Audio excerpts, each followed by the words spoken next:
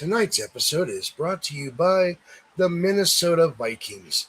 If anyone can disappoint the fans in Minnesota more than the Vikings Super Bowl record, it will be Brock Lesnar this weekend. Tonight on Ramblers Unleashed. Where could Baron and Dizzy possibly be on a Tuesday night? Special assignments for both. How does Jaybone keep his Tuesdays and Thursdays straight? We'll try to get an answer from him. Max is all fired up about AEW, but not for the reasons you might think. All this and more next on Ramblers Unleashed. This video contains gratuitous use of profanity and uncomfortable pauses to compensate for lack of professionalism and original thought. Viewer discretion advised. The wrestling podcast that sets all other podcasts apart. Covering news from the world of WWE, AEW, TNA, and more. Your favorite weekly episodic podcast, Ramblers Unleashed, starts now. Wait, now? Like right now? Okay. We're ready. We prepared for this. I think we're okay. Ladies and gentlemen, welcome to Ramblers Unleashed. We are the Ramblers, and we have been unleashed on you, the viewing audience. Dizzy and Baron are on special assignment, invading other podcasts like DX did to WCW to tell them to suck it. So let's introduce the Rambler. Let's introduce who's left. A man who has spent more hours studying TNA and Lucha Underground than any other wrestling fan in the history of pro wrestling. Everybody give it up for Jaybone. Good evening. That was not your cue to take a drink. That was your cue to say something. I'm here. I'm present and accounted for. How's it going, man? Can you tell I'm on vacation? I love it. All right. Up next, the other member of the Ramblers crew for Without You, We Just Beat. Oh, I don't introduce myself. If you want to introduce me, you can. Go ahead. Well, we have the biggest heel in the room, Max Magius. I think that's similar to what something to what Dizzy says, isn't it? Yeah. I think it's even in the song. Up next, the other member of the Ramblers crew for Without You, we just be, in this case, a couple of idiots talking to each other on a video call. Give it up for yourselves over there in the chat. Thank you. Now, I don't know. We got Terrence Sullivan. We got Gary Rossetti hopping in here. We got Mayor. What's up, guys? Light up the chat.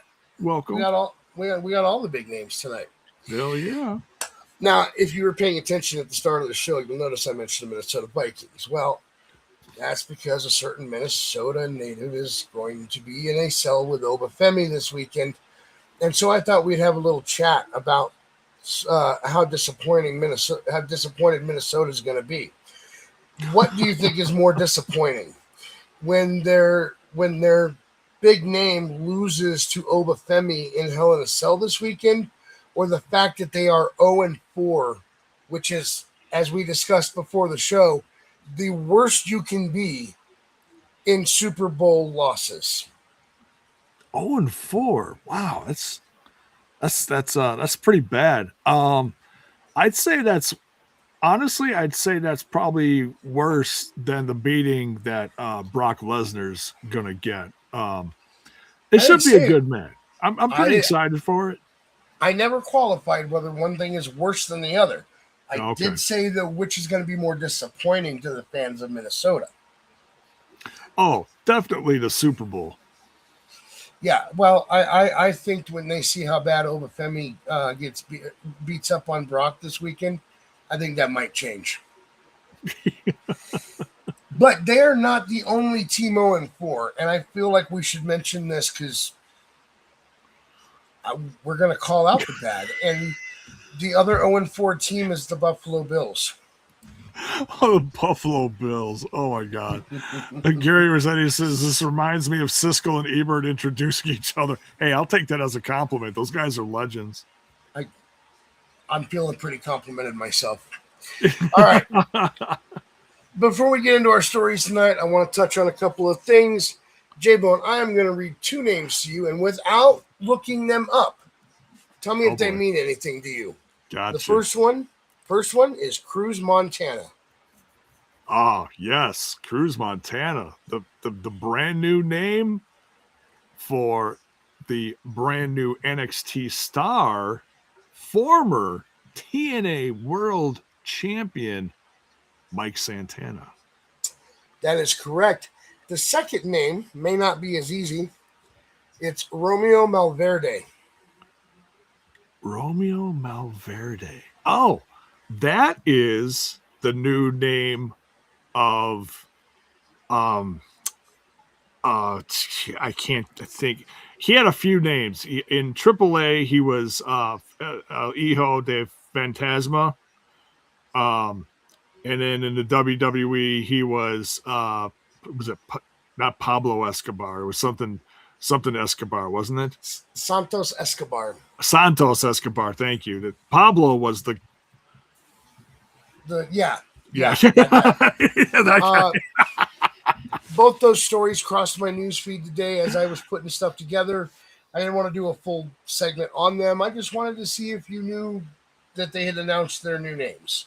Yeah, I think there's always some kind of blowback from the fan base when they announce new names from someone that is established with their own indie name. Like Mike Santana's been around for the last, I'll just say 10-ish years. Okay.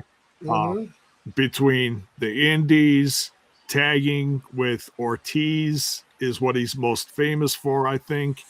TNA, AEW, other places, and now he's doing his, he came back from his injury. Yeah, I'll tell you what, man, it's one of the greatest comeback stories in wrestling. Honestly, I would put it in my top 3 as far as comebacks. Injury, he sobered up for his family and his daughter, and he had an amazing 2-year run in TNA. And yeah, TNA fans wish it was longer, but for what it is, I'm damn proud of him. But and he obviously made a good impression because, hey, he's in NXT now. Yeah. I'll be honest. I wasn't really buying the Santos Escobar faction that they did on SmackDown. It felt forced by WWE to me. But Santos is a talented guy, and I can't take that away from him. I just wish they had utilized him better. Yeah. So, all right, guys, let's talk about an event that's actually taking place not far from Grandpa over here later this week. This comes to us from the Great Lakes Championship Wrestling Facebook page. Adam Scher, the host of USA Network's Everything on the Menu and globally known as WWE icon Braun Strowman, along with Milwaukee Milkmen and Great Lakes Championship Wrestling, unite for Fox Valley Tornado Relief Drive. Great Lakes Championship Wrestling in partnership with the people I just mentioned will be hosting a Fox Valley Tornado Relief Donation Drive to collect much-needed supplies for families affected by the recent devastating tornadoes in Menasha, Neenah, Appleton, and surrounding communities. And Jaybone, how did I do on reading off those communities? Yeah, you sounds like you're my next door neighbor. You did fantabulous. No, you did fine. Yeah.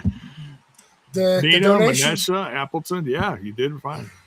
The donation drive will take place at Franklin Field, which is the home of the Milwaukee Milkmen. The address is listed on the Facebook page. This takes place this Thursday from 10 a.m. to 2 p.m. Public is encouraged to bring the following high-priority items requested by emergency responders: bottled water, sports drinks, heavy-duty trash bags, work gloves and cleaning supplies, diapers, baby wipes, baby formula, toiletries, personal hygiene products, non-perishable food and snacks, pet food and supplies. This is about neighbors helping neighbors, said Braun Strowman. The people of the Fox Valley have suffered tremendous loss, and together with the Milwaukee Milkmen and Great Lakes Championship Wrestling, we're asking our fans and our community to come together and show what Wisconsin's all about. So if you can help out, guys, go pull up the Great Lakes Championship Wrestling Facebook page. The they can get you information on how to help out if you're not in the area. If you're in the area, feel free to go to Franklin Field on Thursday, 10 a.m. to 2 p.m. Yeah, this is mainly for I just wanted to share this, and I know our audience is limited, but this is something really big that happened in Wisconsin. We had some really bad tornadoes roll through north of us because I'm in Grafton. I'm just north of Milwaukee in Ozaukee County, but this is a couple counties just straight north of me. So yeah, it was pretty bad, and we had family and friends affected by it. And the fact that David Hero is putting this together and getting Braun Strowman, who lives locally here in Wisconsin, to get together and have a drive for these people of Wisconsin is, man, it's one of the best ways to see the wrestling community and baseball community come together and help out for a local charity. It's amazing. So also, as a reminder, if you go to my Twitter at Max Magius, the last thing I shared is the tweet from Royce Isaacs. If you can help him out in any way, I would greatly appreciate that myself. I know that we're not all made of money, but they're both great causes. Yeah, please feel free to help them out if you can. Let's talk some broadcasting notes, both of them involving ESPN. One is about YouTube TV. The other is about the CW. Both of these stories come from Fightful. I'll read both stories and then we will discuss. YouTube TV subscribers now have ESPN Unlimited available to them. Cord Cutter News reports YouTube TV is now integrated with ESPN, including ESPN Unlimited. The feature is found.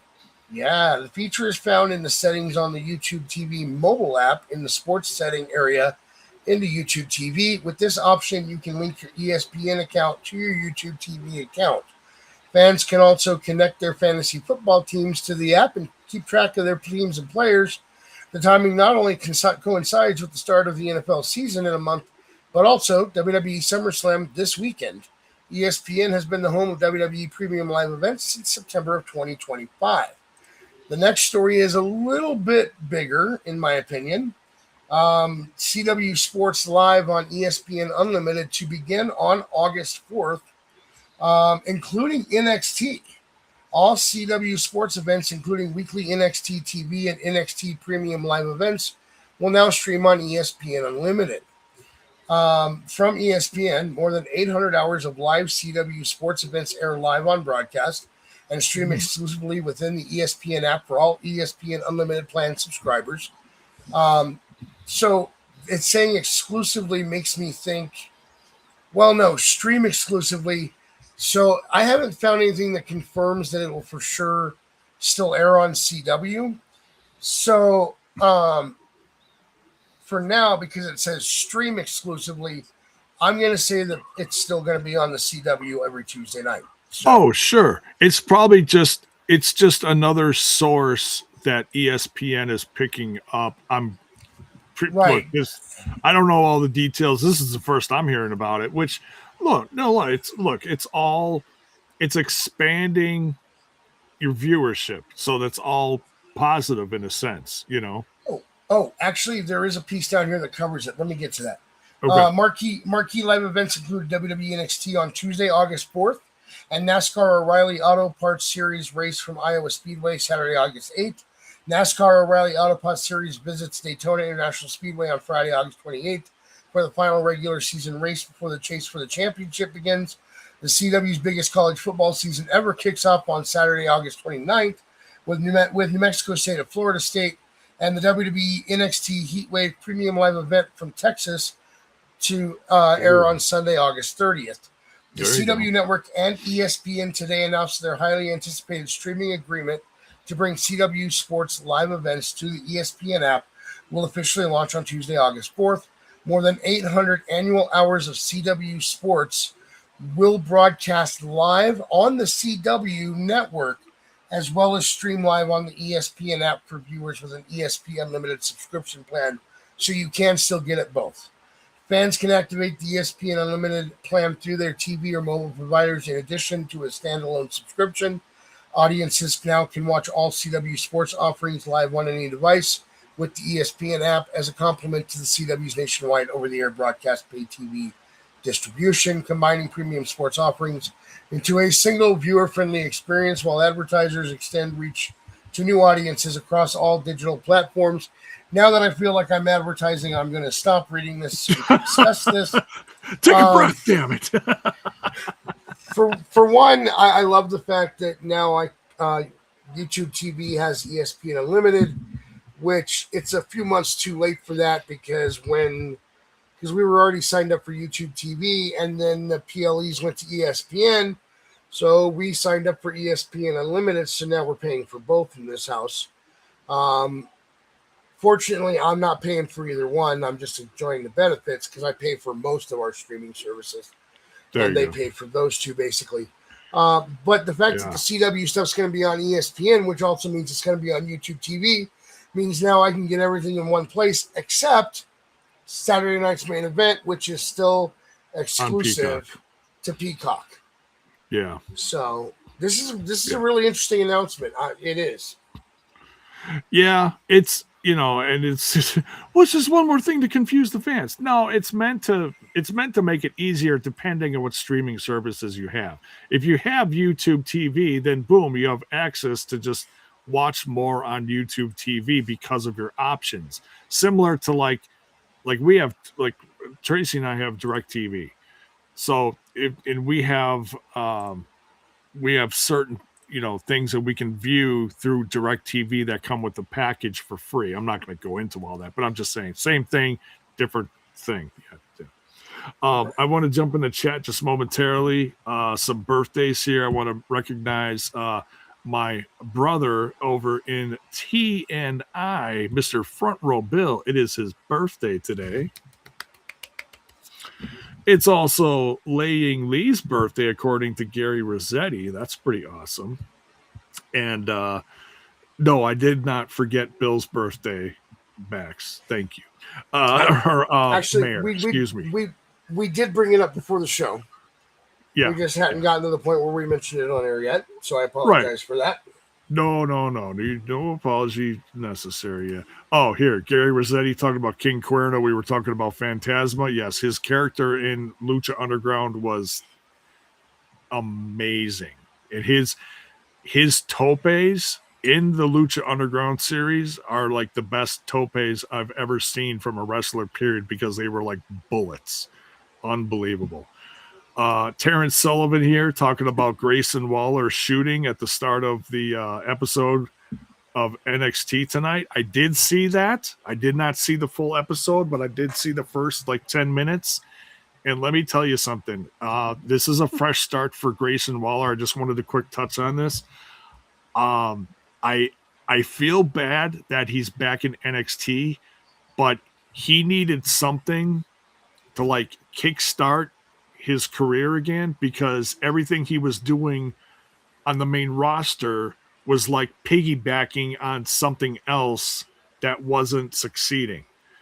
Now he's by himself and he can really get things going again by himself. He doesn't have to depend on, he said it's a new day, which I think appropriate. I think it's pretty funny. And he was talking about, who the hell is that? In I'm completely drawing a blank. In the Judgment Day, or not Judgment Day, Vision. Austin Theory. Austin Theory. Thank you. I don't know why I couldn't remember that. He's talking about 240 pounds of dead weight. Austin Theory. I was like, wow, that's quite the shot. So yeah, he was shooting like CM Punk. Very interesting. Please, if you missed it, go watch the promo. It's impressive. I can't wait to see what's next because he is a hell of a talent. Here's my problem with Grayson Waller, and it's not with Grayson himself. They don't know what to do with him. The A-Town Down Under was great. They didn't really get a feud out of it between them because Austin Theory went out with an injury. And then when he came back, Grayson Waller was kind of working with the New Day, but not officially with the New Day. And then the New Day left. and now Grayson Waller is back in NXT. Listen, this man is talented. Yeah. And he can work a mic, and he deserves his shot at doing something on the main roster. He doesn't have to be shuffled back to NXT just because you guys don't know what to do with him. I don't think that's fair to Grayson Waller. Yeah. In fact, you can have him involved in the feud with Division. I don't see why you don't have him do that. It would give you a chance to have him feud with Austin Theory like you guys wanted, like you guys built to before Austin Theory went out with an injury. I just think this is such a travesty for a man as talented as Grayson Waller. And to make things worse, Baron Corbin is back, and he's got a title shot this weekend. Really? You're going to demote Grayson Waller back to NXT, but you're going to give Baron Corbin a title shot on SummerSlam? Yeah. Yeah, I feel you there. Yeah. I mean, he could have... Grayson Waller could have cut this promo. He could have grabbed the mic. He could have marched down the ring on Netflix on Monday nights, and he could have cut this promo, and then, got the crowd behind him. Where by the end of the promo, the NXT audience was behind Grayson Waller because they understood. I mean, it's obviously a work shoot, but I mean, it was the equivalent. I'm saying that it was this good. In my professional podcasting opinion, there we haven't seen that in a while. Yeah, but you're not a professional. I am always professional. You are the second least professional person on this show. I try, and I know that because I know who the least fucking professional person on this show is, and it's me. I'll take that as a compliment. No, I am professional at my day job. I don't have to be professional here. There you go. I like Grayson Waller. I think I just, I don't want to go on and on about it. I'm just saying I'm really excited for whatever's next, and I hope this isn't one of the many things that we've seen where somebody gets demoted down to NXT and that's the end of their career, because like I said, they don't know what the hell to do with them. It's like, it's not rocket science, man. And we've said this a million times, like, oh, we could book this. It's not as easy as you think, but hopefully they can come up with some good stuff for him over the course of the next few months, get him back on track, get him back on the main roster where he belongs. He deserves, I got to get us back on track, but we're already off on a tangent. That's okay. So, hold on. We're already off on a tangent, so I want to go on to a separate tangent for just a moment. Jeez. I've been posing this question, and hey, you guys over there in the chat, please answer this. I've been asking this question a lot the last couple of days, and let me be clear. I am a Bronson Reed fan. I love him as part of the Vision. I want all the best for him. However, he has now suffered 2 major injuries that have taken him out of action for long periods of time. And I hate asking this question, but at some point you do have to look at this. You have to take this into consideration if you're the people that are paying these wrestlers that are getting injured. Is he worth the money if he is taking this much downtime due to injury? And I mean, he is talented. He's good in the ring. So let's not look at it as we're fans of Bronson Reed. I'm asking this from a practical perspective, nothing more. Jaybone? I say yes. I mean, there's always the issue of, okay, he's spent, X amount of months down, and then you can always, adjust a contract because of it. I feel like that's probably going to be in play here. But I think he is. And especially when, how do I say this?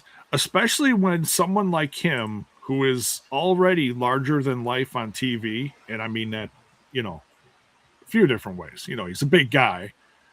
He's impressive. He is very talented in the ring for a big guy.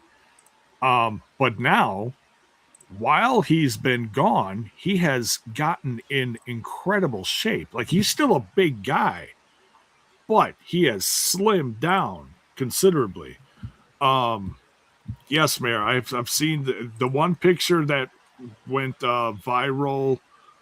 I want to say about a month ago. It was several weeks ago, about a month ago. It was a selfie, and you could just tell how much he slimmed down. I give him a lot of credit for doing that, and you could say the same thing about Nia Jax. Nia Jax has lost a half a person. She looks great.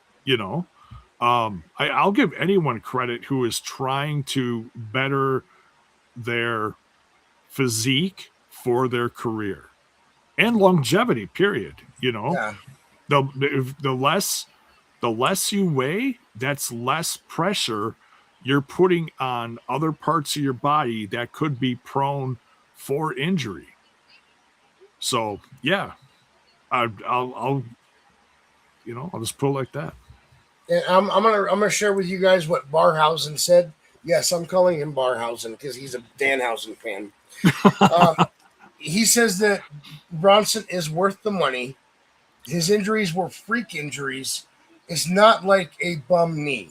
And his bum knee comment was in reference to a certain luchador from the 619 who has had how many knee injuries that have put him on the shelf for periods of time. So that's what he was referring to when he said that. Wow. Yeah, and that certain luchador from the 619 just got beat by Ethan Page too. I saw that. Oh yeah, it was a brutal beating too. I'm not gonna lie, I kind of enjoyed it a little bit. I love Ethan Page, and I'm like, I thought that was gonna be like a quick, easy win for Ray, and it wasn't. So I was impressed on how they booked that. Well, and here's how you got to look at it. Ray's in-ring career is on its downward path. It's almost over. Right. In-ring. He'll still be involved in wrestling for years to come, but his in-ring career is almost done. Right. Ethan Page is still on the climb in this business. Yes. He's got some longevity coming. Ethan Page, he had to win that match. I'm sorry. Yeah. You need to give him some legitimacy. Right. Because he is the future of that brand. And they need to put some faith in. I'm not saying he's going to be like a top guy. I hope he gets to that point. But I've seen what he's done before, and he just needs to be given the opportunity. Oh, here we go. I agree with that. Okay. Gary Rossetti says, here is hoping he does not turn into Samoa Joe, who was always getting hurt. When Bronson Reed is healthy, he can go in the ring. Look at his matches against PCO and TNA.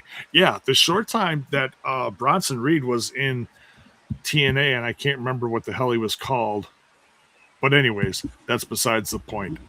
Yeah, two big guys, Bronson Reed and PCO going at it, two monsters. That was a lot of fun. All right, so that was a fun little tangent. Let's get back on track. We got to talk about some Bayley news.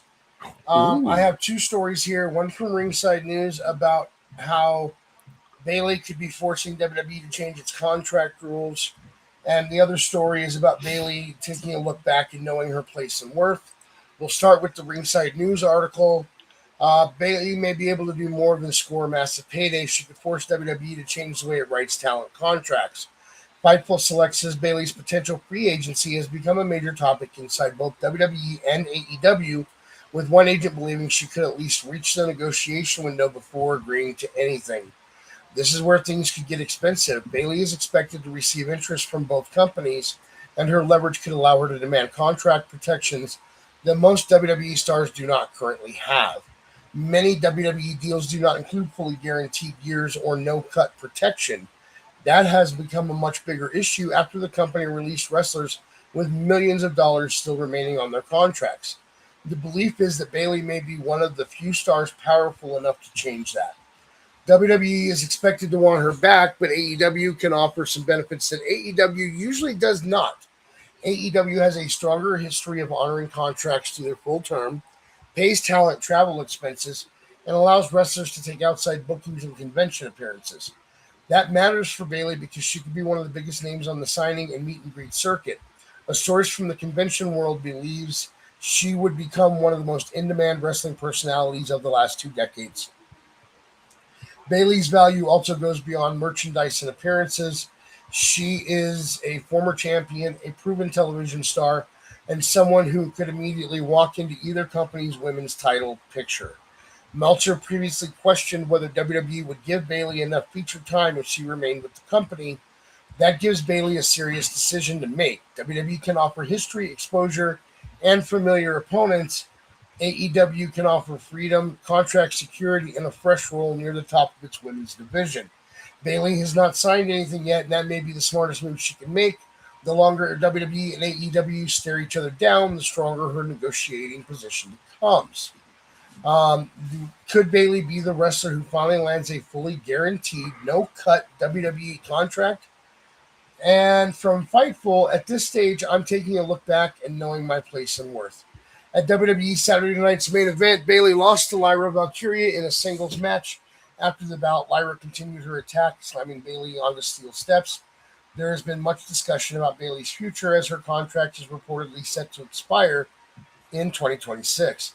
She did return at a WWE live event over the weekend, but has not been back on television since Saturday night's main event.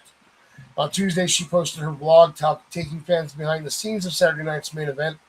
Speaking before the match took place, Bayley said, "I've been doing this for so long, and I've wrestled in the Garden multiple times, a really good amount of times, thankfully, but this one just feels different. The time and the stage I am in my career right now, I feel like I'm taking a further look back at everything, and I'm seeing it from a different view, and knowing my place in this business and knowing my worth in this business. Lyra is going to find out the hard way." The match against Lyra was Bayley's 16th match at Madison Square Garden. So, here before I ask Jaybone anything about this, I just want to say Bayley is one of the most talented women wrestlers of this generation, of her generation, absolutely, of all time. And while I do miss the hugger and did enjoy the hugger, when she became a heel, it was one of the best things for her career, in my opinion, because she shined as a heel. I think that she had a raw, innate talent to be a heel. So if the WWE doesn't see her worth and they let her go, that'll be a bigger mistake than a lot of the mistakes that they have been making since TKO has taken over. That's my opinion. Jaybone, where do you stand on the whole Bayley could get a guaranteed no-cut contract and she knows her worth? Yeah, I was going to bring this up, but thank you, Gary. He said Bayley also talked about being a knockout too. I think her future is wide open. Yeah. Bayley is so talented, she can go anywhere and just blow up a division. I would love to see her do like a run for a year or two in TNA, and then if she wants to move on to something bigger and better, she can go to AEW, for X amount of years and tag with one of her besties, Mercedes Moné. That bitch shall not be named. I know she's a favorite on this show. Sorry. Yeah, I don't blame her for being, reflecting at this point in her career and looking back and thinking about her future. I don't blame her at all, and it's one of those things. I think it's more important for Bayley to maybe do something fresh in her career if she feels up for it. She's done everything she could possibly do in the world of WWE, and she has nothing more to accomplish. She's led stables. Like you said, she was the hugger. She's had incredible heel runs. And she, brought people along the way, and as part of like her comeback at one point a few years ago. And she's also done something that no other woman can take away from her. She made history as WWE's first ever women's Grand Slam champion back in May of 2019. There you go. She's been the Raw Women's Champion, which is now WWE Women's Championship. Right. She's been the SmackDown's Women's Champion, which is now Women's World Championship. Yeah. She was NXT Women's Champion, and she was WWE Women's Tag Team Champions with the She Who Shall Not Be Named, and they were the inaugural champions of the women's tag team titles. There you go. Yeah. So she's held like all the major ones, The only thing she's missing is maybe some of the newer ones, but that's neither here nor there. That's completely up to her if she wants to, like Becky Lynch and blow up one of those, title runs or something. To be fair, yeah. John Cena did his final run and he took a break and won the one title that he had never held in his life to make him a Grand Slam champion. The Intercontinental, yeah. So I'm not saying that it's out of the realm of possibilities for Bayley. Yeah. Even Becky, who's been Becky 2 belts, decided to go after the women's Intercontinental. So it's not like it's that big of a deal. It's still a prestigious title. Yeah, absolutely, yeah. And I think Becky Lynch holding that title definitely helped it feel important. Like, sometimes the person's a little bigger than the title. I've heard that statement. I think CM Punk said that. There's nothing wrong with that. If you're trying to establish something on TV in front of your audience. And Bayley can certainly do that, but I think, like I said, I think she's looking at her future and looking for something different. So whether she stays, if she stays, I support her. If she goes, I support her. She, like I said, she's got nothing else to prove in WWE as far as I'm concerned. And I mean that as a high compliment because she's done so much and she's great. She is absolutely top 5 women's wrestlers of today. And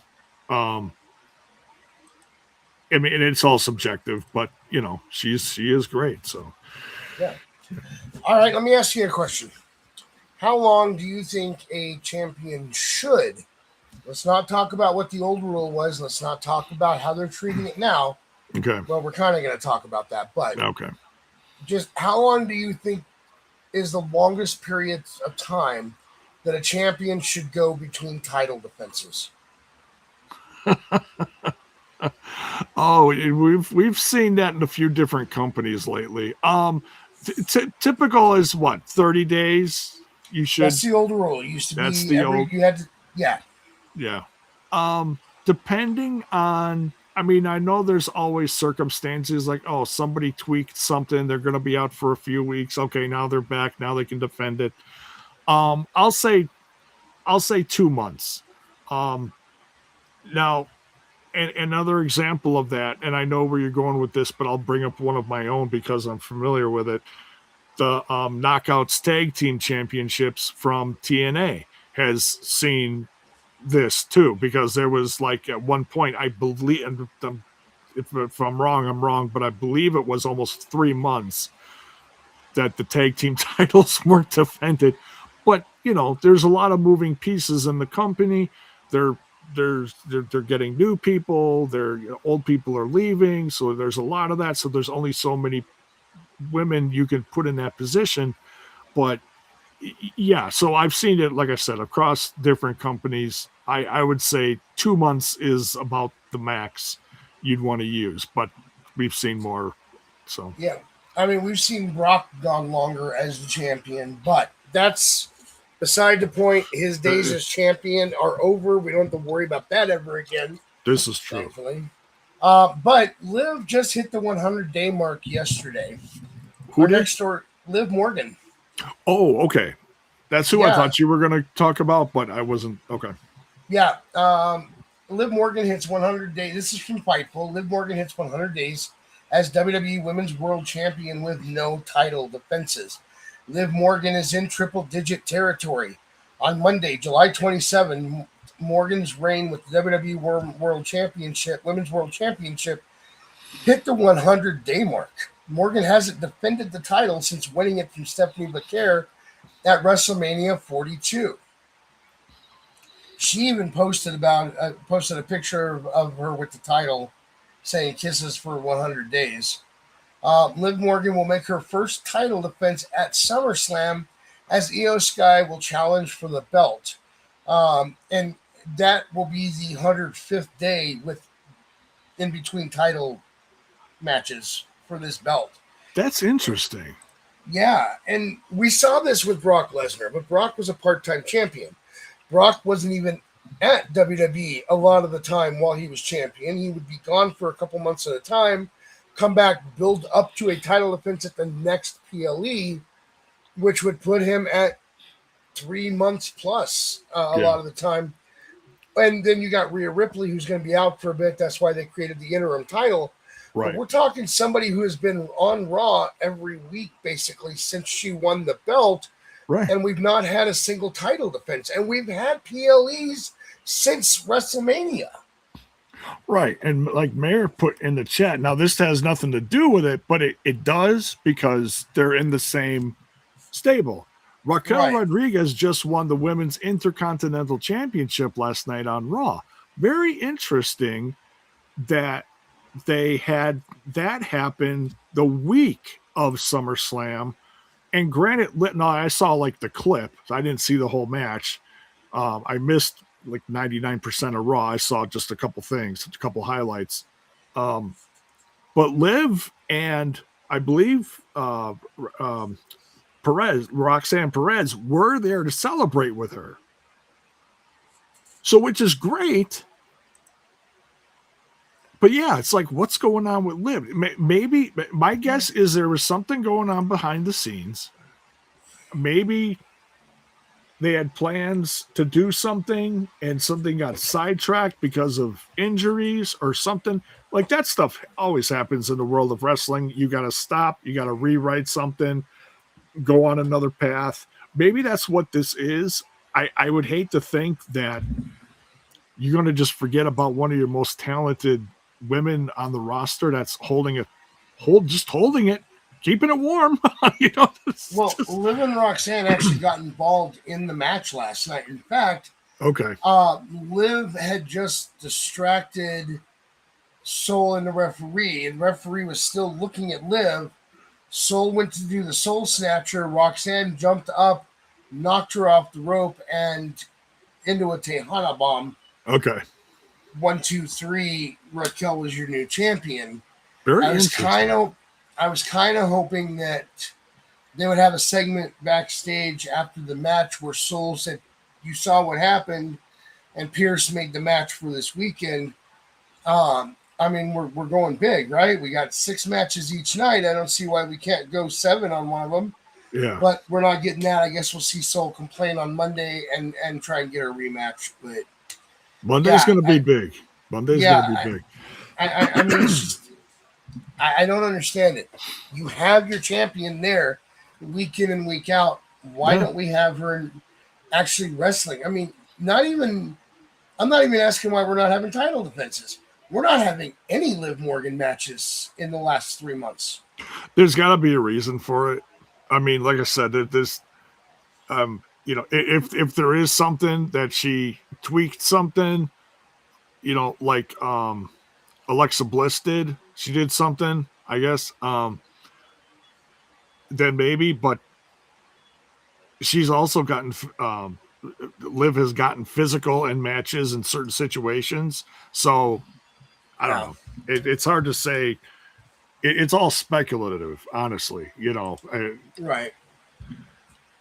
It's all right. It's frustrating, because you want to see matches, you want to see title defenses, but sometimes there's bigger things happening in the world of what's going on. So that's, because they only can do so many matches and so many behind the scenes scenarios. So it's, right. I'm not trying to make excuses for the writers and say, no, "Oh, tough I shit." know. I'm just saying it's unfortunate, is what it is, but there's a bigger world to it. Right. All right. One of the best parts of WrestleMania weekend is the Hall of Fame ceremony. I love the speeches. I love the red carpet walks. I love seeing who's showing up. I love to hear the induction side of the speech, not just the acceptance speech. I love the video packages. I love the Hall of Fame. I love that uh, um, FTW had to save Bret Hart a few years ago. That just raised their worth in my eyes. This next story, though, comes from Ringside News. The current status for WWE's Hall of Fame ceremony in Saudi Arabia. Looks like WrestleMania 43 won't be the only WWE tradition making the trip to Saudi Arabia. The Hall of Fame ceremony is expected to be heading there too. During a recent Q&A, WrestleVotes has asked whether WWE is planning to hold next year's Hall of Fame in Saudi Arabia ahead of 43. Joey Votes revealed the country has already made its interest known. He said, I know Saudi Arabia has inquired about it. TC didn't sound like there was much mystery left. They want it. It's going to happen. Joey Votes also shut down any idea that WWE might skip the Hall of Fame altogether. He said WWE isn't going to miss a year. That's true. That's not all, as TC even suggested Saudi Arabia could turn the ceremony into a major event by bringing in dignitaries. He said, I can see them having all their dignitaries there for the Hall of Fame. This comes after reports that WrestleMania 43 is currently expected to be held in Saudi Arabia during the final weekend of Riyadh season, with WWE also discussing how the event itself will be structured. If those plans stay in place, WrestleMania weekend could look very different in 2027, with the Hall of Fame joining WWE's biggest show of the year in Saudi Arabia for the first time. And I got to be honest with you, this is a tough one for me. We've talked about how they probably shouldn't even be doing WrestleMania over there in the first place. Yeah. But there's no talking them out of it. It's a done deal. It's happening. We can accept it or we cannot, but there's no changing it. But here's where my problem comes in. This, number one, this means we're going to be watching the Hall of Fame at like noon on a Friday, I think.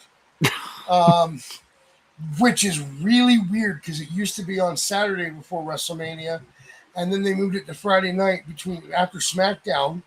Yeah. And Shawn Michaels gave a great speech about how he had to be up early the next morning because his boss really rides him hard. And he pointed out during that his boss is Triple H, who he was inducting at the time. But here's my problem, though. I mean, you can't just have these guys do the Hall of Fame in the U.S. and then be able to fly over there in time to do all this unless you schedule it on like Thursday or something. So you want them over there early in the week anyway, so that you don't have to worry about travel plans getting messed up. Yeah. So this is a really tough one for me. I mean, if we're already going to be in Saudi for WrestleMania, you have to do the Hall of Fame in Saudi. But at the same time, I just feel like this isn't right doing the Hall of Fame in Saudi. It feels weird. Jaybone? The whole thing feels weird. You know, we're used to seeing it somewhere sunny, good weather, by the grace of God. You know, Vince always challenging the big man upstairs, whether it's going to be sunny or not. And now it's going to be somewhere that's nowhere. It's going to be literally on the other side of the world, And look, I know a lot of it has to do with money. Money runs, whatever you could say that. But right, it's scary for me as a fan because I know what's going on over. And this isn't a political thing, please. This isn't a pro this, a pro. No. This is just big picture wise. It's not safe over there for anyone. Regarding Americans or anyone from this country being over there, it's a massive risk, and the money's not worth that. The money is not worth that. Now, granted, we have time, and I'm a man of faith. I pray to the big man upstairs that things clear up over the course of the next year, and that a WrestleMania next spring between what is it, April, whatever, late March, early April, like it usually is, that things internationally do relax, that's all we can hope for. As far as the Hall of Fame, yeah, I mean, yeah, you're asking other people to travel internationally, whereas typically they may only have to travel over a couple states, depending on where it is and where they're from.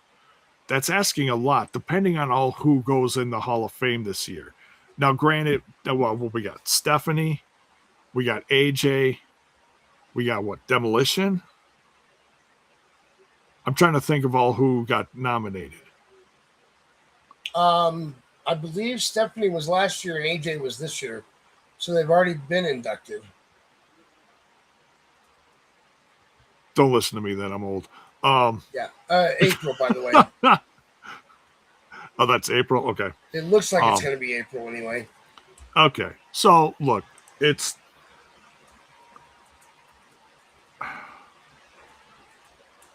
Yeah, it's just big picture wise, it's hard to envision that, and we just have to pray that things settle down. Oh, by the way, I was wrong. They were all this year: Stephanie, AJ, Demolition, Rodman, Sid, and Hogan versus Andre. That was all from this past April. Okay, yeah. See, and I missed it, so that's all a blur to me. So, like, that's still in the back of my head, like it hasn't happened yet. So, yeah, please excuse me. Can I answer that question real quick? Yeah. Gary Rossetti in the chat. And his name is John Cena. So, yeah. So he says, my question is, who will agree to go into the Hall of Fame knowing it's in another country? Yeah, it's a risk, yeah. But, some will say yes, some will say no. Bell's Boy here. Good evening, Bell's Boy. Good to see you. Says, hey, Jaybone and Mad Max. What's your opinion on what Grayson Waller said about TNA tonight on NXT if you haven't already? Yeah, just switching gears for a second. We did mention it. A hell of a promo. And, I mean... Sorry, I got really excited about that one. I apologize. That's okay. That's one of the people I sent the link to, J-Bone. Oh, okay, cool. Yeah, do I agree with what he said about TNA? No, obviously not, but wrestling egos are wrestling egos. It was a work shoot promo. So maybe it is a way to incorporate this partnership that we still have. Some people for it, some people against it. We haven't seen anything in several months, with the exception of Santino's daughter being Knockouts champion. That's the last one we saw.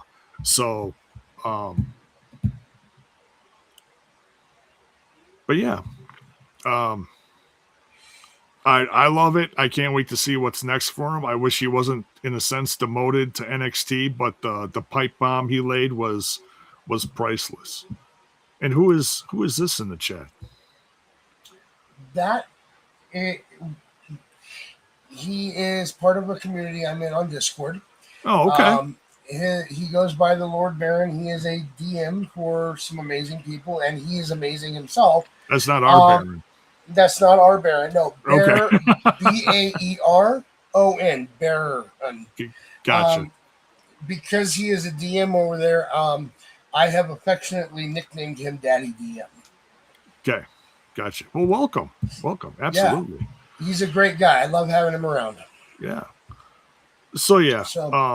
But yeah, just back to the Hall of Fame thing. I'm sure some people are going to be willing to go. Some people may not. And that's you can't just throw money at them. You got to respect their wishes. So yeah, it's going to be interesting. Some people you can just throw money at, but I'm not going to name names. Because we don't name We don't name her on this show. Oh, Didn't see that coming, did you? I'll take money. Yeah, I stand by. We'll take that money, Tony. We'll come fix your company. All right, guys. This weekend is SummerSlam, which we will do picks for later tonight. One person not on the SummerSlam card has every right to be on the card and deserves to be in the United States Championship match. This next story comes to us from a Ringside News, and it's why Carmelo Hayes was left off the WWE SummerSlam card. Carmelo Hayes' absence from the SummerSlam card isn't because he's in trouble with the WWE. The explanation is much simpler and probably a lot more frustrating for Hayes' fans. During a recent Q&A, WrestleVotes was asked why Hayes was left off the SummerSlam card despite spending weeks wrapped up in the United States Championship storyline. According to TC, Hayes hasn't done anything wrong and there's no backstage heat on him whatsoever. He said he's not one of their favorite guys. That's what it is. He's not doing anything wrong. He doesn't have any heat.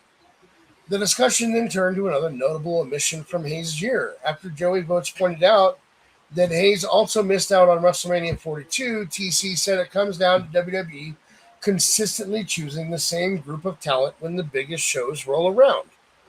He says you can just see who their favorites are. I'm not trying to bury the guy here or say there's heat, but they're always going to pick their favorites. Ilya Dragunov is the same thing. The comments come just days after fans were furious when WWE announced Baron Corbin versus Trick Williams for the United States Championship at SummerSlam without Hayes, despite him being involved in the rivalry from the very beginning.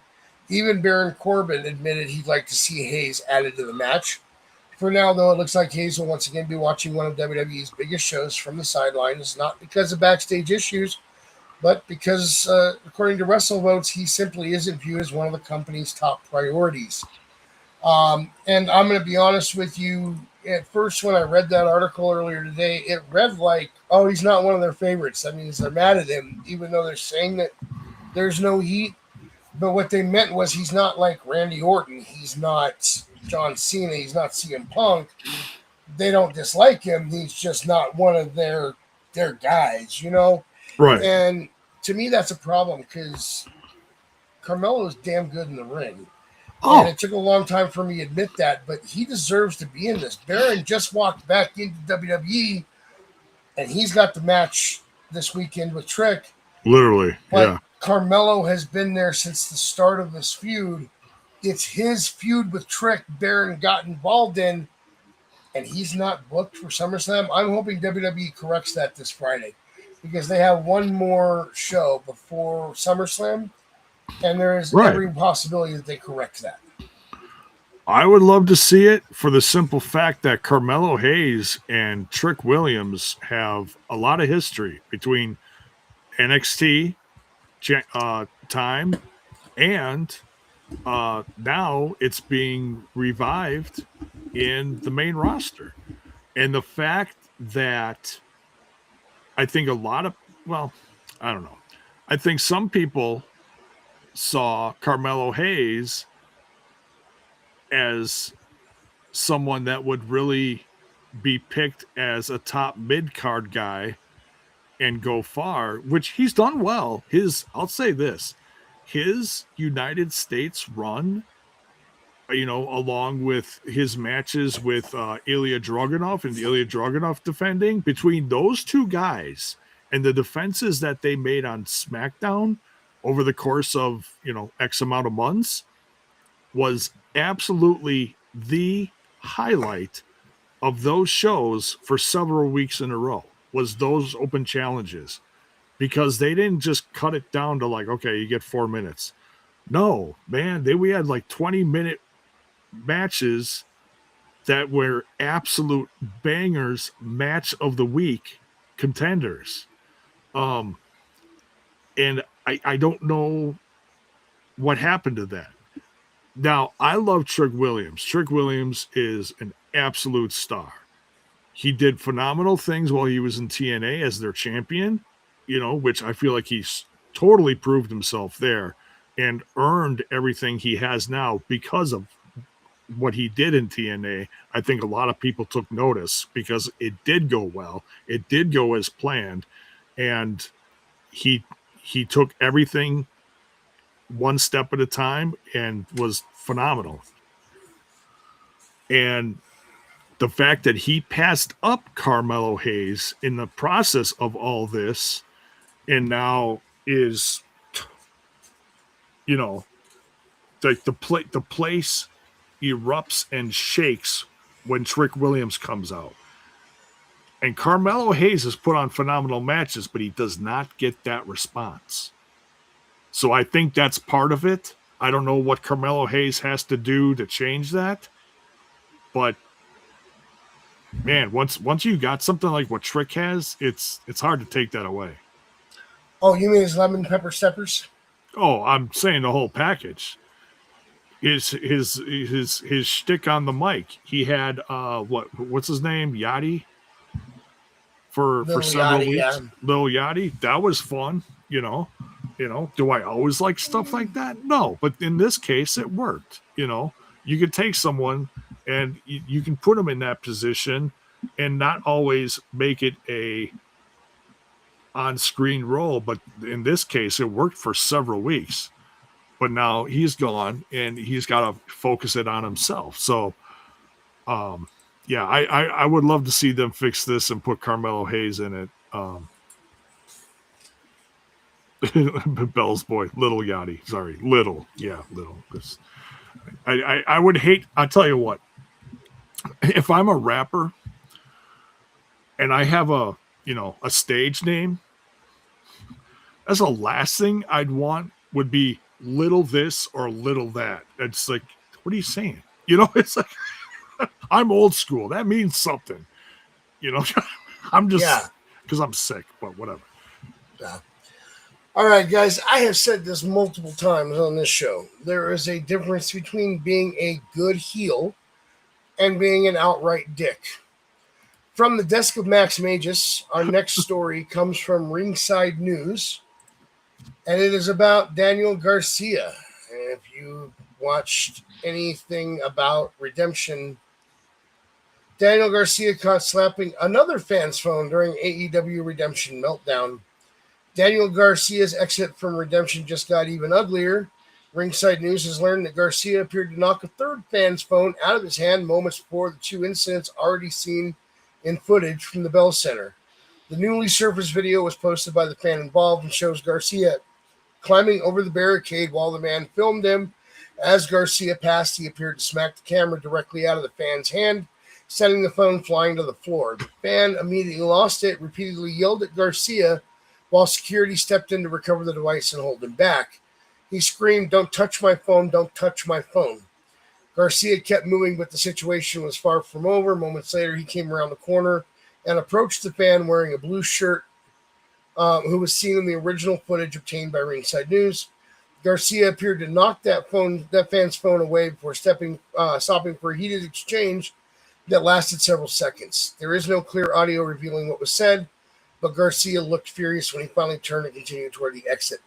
That is when the third incident happened. A fan wearing a red jersey was leaning over a nearby balcony and recording when Garcia reached up and appeared to slap the phone from his hand, sending it crashing into the area below. Moxley came through moments later, spotted the phone on the ground, and handed it back to the fan before leaving with the rest of the Death Riders. The first fan posted his footage on Twitter and called on Tony Khan to address what happened during his first AEW event. He said, "Wasn't expecting my first AEW experience to end this way. Daniel Garcia smacks my phone on the floor unnecessarily. Tony Khan, this is unacceptable. Sincerely, a big fan." The additional footage completely changes the timeline. Garcia did not appear to lash out once and then calm down. He appeared to knock away 3 separate phones during the same walk through the crowd, with security scrambling to keep the situation from getting worse. Whatever had Garcia heated, 3 fans ended up caught in the middle of it. AEW now has a much bigger problem on its hands than one bad interaction, because the footage shows a pattern playing out across the entire exit. Look, heels have one job. I was just going to say, I did see some of this footage. It's interesting. Yeah. heels have one job: to piss the fans off. There are lines that we should never cross. Right. If a heel takes your sign and tears it up, this is part of being a heel. That's if you fun. were That's good. if you were a member of your group complains, fine. We'll send out a face to smooth things over. But a sign is one thing. It probably costs what? About $1 to make? If that. What we as heels should never do is hit a fan or damage property. Now, if the fan assaults you first, you should be able to defend yourself within reason. Absolutely. But if you are just walking... I was just going to say, it kind of follows that same line that's been in a public discussion lately of as far as like, especially with women, women heels, heel or babyface. You don't touch them. You don't touch them. Like if they're put their hands out to like acknowledge the fan audience, fine. Hold your hand out and you hope that they, give you a high five or, slap your hand in acknowledgement as a thank you for being there. Thank you for being a fan. But you're not allowed to just reach out and grab the people. That's one thing. So then in the opposite way, yeah, I kind of agree. I mean, you've seen a million times throughout history, heels get in the face of someone. Oh yeah, bark, bark, bark, bark, bark, bark, bark, bark. They walk away. Or sometimes it's a plant. They get physical and it's like, oh my God, you just hit a fan. If it's a planned thing, that's one thing. But if he's just walking through and like knocking shit out of fans' hands, that's not cool. Right. And like I said, within reason. But if you're just walking through smacking fans, or as in the Daniel Garcia situation, knocking their phones out of their hands, you have crossed the line. Tear up that sign. Verbally attack them. But don't put your fans on them. Right. What Daniel Garcia did was battery and destruction of private property. Phones are worth a lot of money. If you have a legit beef with the people filming, send security over. If you are having a bad night, just walk on by. At the end of the day, we are here to put on a show. When you knock the phone out of a fan's hand, you have ceased putting on a show, and you have made this real. These fans paid to come see you perform, and the memory they are going to take with them is you trying to damage their property. Do better, Daniel. This goes for all heels. Remember the lines. Do not cross them. Right. Like I said, it's one thing if, he gets in the fan's face and bark, bark, bark for a bit, and then you walk on and, you walk up to another fan, bark, bark, bark. Okay, but yeah, he shouldn't be, unless he knows the person, like I said, unless it's a pre-planned thing, but the fact that he did this to 3 separate people, I don't see that as a pre-planned thing. Yeah, right. Terry Davis says here, and thank you for joining us. Looks like you're new here, so thank you. Says a sign is one thing, a phone is potentially $1,000+. That's too far. Yeah, it is. A phone is an investment. It's not just, hey, how you doing? You can do a million things on a phone now. Phones cost $1,000. It's you may not think of that in day-to-day stuff, because you think of your payments aren't probably not much going through whatever carrier you have. But yeah, phones are an investment. You're gonna put memories on there. It can be how somebody does their. I knew somebody was gonna say something about the bark, bark, bark. But yeah, it's. Phones are so much different now than it was, eons ago. Bell's boy here, bark, bark, bark, like Mick Foley did with Divine Dominion on Sunday. LOL. Yeah, I heard about that. Clearly, he didn't have his hearing aids in and misunderstood the plan. Oh, Foley. And you know what? Let me respond to that real quick, too. Go ahead. And I don't mean the Foley thing. I agree that wrestling fans are an issue at times. Oh, yeah. We had some local fans who were at all the shows, and they thought that just meant that they had free reign, that they could do whatever they wanted, and they would just walk into the locker room when they felt like it. Or they would get up and literally get in the face of a wrestler, blocking them from walking around the ring because they thought that was okay. and they gotten multiple times we had to tell them, no, you cannot be doing this. They thought it was okay because how long they've been around. But, and the thing is, I've called that behavior out on the show as well. I have pointed out that as a fan, you're there to be entertained. You are not there to make yourself part of the show. Exactly. If we invite you to be part of the show, that's one thing. But you don't just invite yourself. The problem here is that Daniel Garcia is not a fan. He is a wrestler. He should already know better than putting his hands on the fans. And yet he did this anyway. He did it 3 times in the walk from the ring to the back. I agree that there needs to be accountability for this. This is just wrong. He cannot get away with this. Now, I will say this. There is a point where when you're filming, if you are too far in their face, and there was one guy that they showed that might have been a little too far out there with his phone, still not an excuse to assault him, for the record. But it's one thing if you're walking through to kind of like, hey, excuse me, trying to get through. That's one thing. It's another thing to just, The fan I'm talking about was actually, there was a barricade here. They came across the barricade here, and this fan was standing here. So they came across here. So there's still this barricade, but they were passing pretty close to him instead of utilizing that space and stepping back. Yeah. And his phone was one of the ones that got knocked out of his hand. Now, you had plenty of space to go around, but I can see if it's a tight space and this fan has their phone right up here in your face. I get being upset with that, but go around it. There's no reason to put your hands on that fan. Should that fan have had that phone that close to you? No. But you should never put your hands on a fan unless they put their hands on you. And even then, like I said, self-defense within reason. So, right. It's one thing to just walk through and kind of, hey, excuse me, and kind of like, block it, without hurting him initially. Just kind of, hey, move your arm. That's one thing. But yeah. So. Yeah. All right. Let's get into some TNA news real quick. This article comes to us from Ringside News. TNA announces another release from the company. Oh, boy. And I'm going to be honest, this one's a little surprising. Not like Tessa Blanchard surprising. I was surprised that she got signed in the first place, and I was surprised that this one lasted this long. I mean, Tessa. I really am.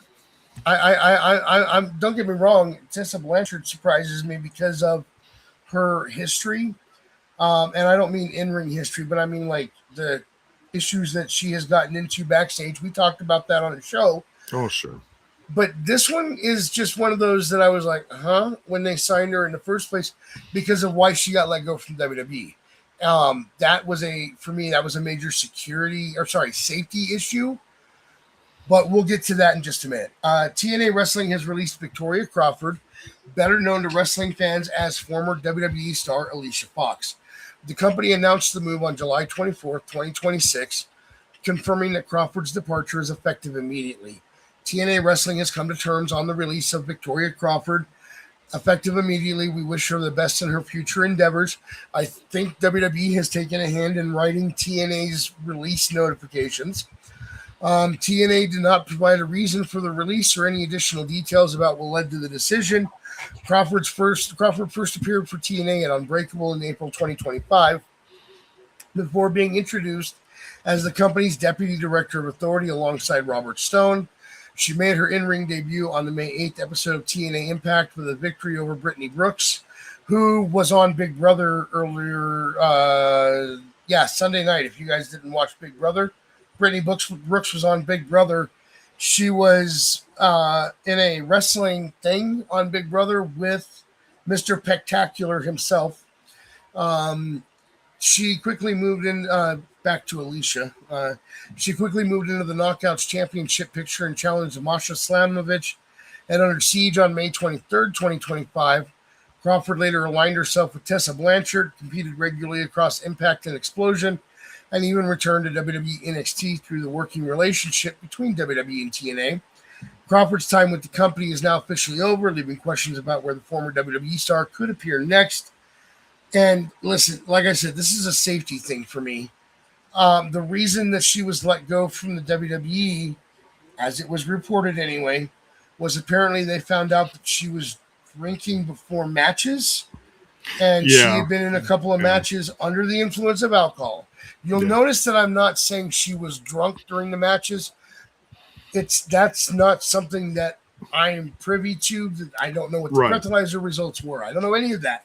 What I know is that they admitted she was under the influence of alcohol. That's all I know. Right. But that's a safety thing. We had a guy here years ago at the local Fed that I started out in here in Colorado who would drink about 3/4 of a handle of vodka before his match. And there was a night where he picked me up while drunk, brought me down across the barricade, but instead of bringing me down like this where my knees would wrap around it, he came down sideways. So my knee came across that barricade where there's no give on the side of my knee. And I had to have security help me to the back because I wasn't sure I was able to walk at first because that's how hard I hit. Thankfully, there was no real damage. Drinking and wrestling don't mix. It's great to go out and have a beer or something after, unless you're a drunk driving road rager, Ozos. But to drink before a match is a really bad idea. Yeah. And not just because of my personal experience with what happened. I advocate for this safety. I preach this at my day job. I preach this in wrestling. Safety, security, these are the number one, number two items on the list of things that I look for when I do anything.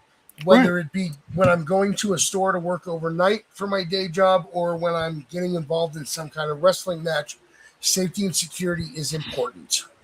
Absolutely. Now, I would like to think that while Victoria Crawford's run in TNA was kind of a fresh start for her, we don't know what happened behind the scenes. I compare a lot of these releases lately, not all of them, because there have been quite a few from TNA, but I do think some of these were considered a Tommy Dreamer connection.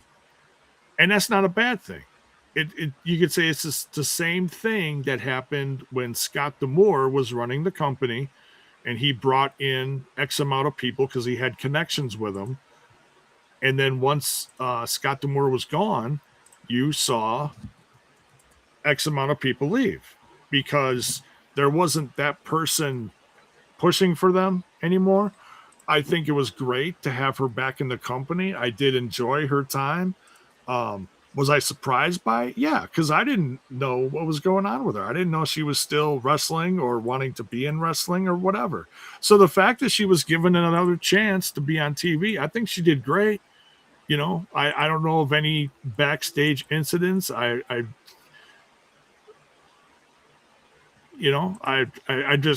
guessing it's just because of, okay, now there's kind of a change in the guard behind the scenes and you want to push certain people. Victoria Crawford is not one of the younger up and coming people that you want on the top of your company like others are exciting to watch. And I'm not saying that there's something wrong with Victoria Crawford, but her time's kind of come and gone. And it was nice to have a veteran on the roster for a while.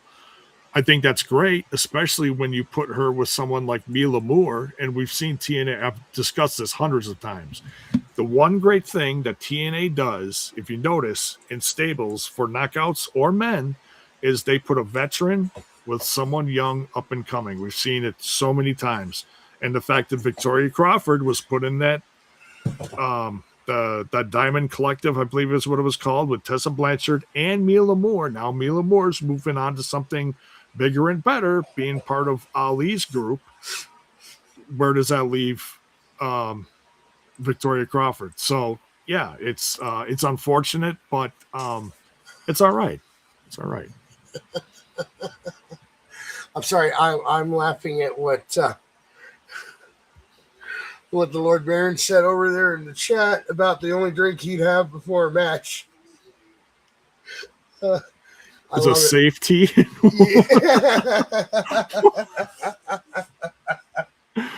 All right, guys. That brings us to SummerSlam, as it goes 2 nights for the first time ever. Oh boy, here we go. And feel free to post your picks over there in the chat if you like.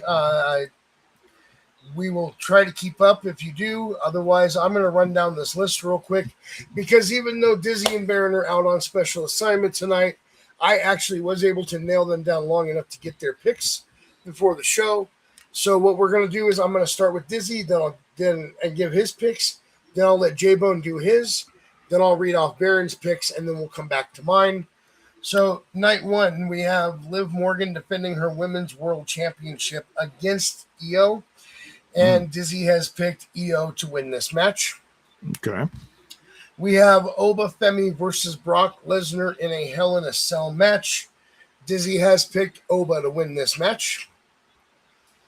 We have CM Punk versus Cody Rhodes for the undisputed WWE Championship. Dizzy has picked CM Punk to win this. He says that he believes this will be the match of the night. Up next is LA Knight, Solo Sikoa, and Royce Keys versus Jimmy and Jay and Jacob Fatu of the Bloodline in a 6-man tag. Dizzy is going with the Bloodline on this one. Up next, we have Gunther versus Nick Aldis. Dizzy has picked Gunther in a squash for this match. And finally, for night 1, we have the Bella Twins and Paige versus Fatal Influence. All 3 members of Fatal Influence will be in this match, and Dizzy has picked Fatal Influence. Moving on to night 2, Roman Reigns defending his World Heavyweight Championship against Seth frickin' Rollins. Dizzy has chosen Seth to win this.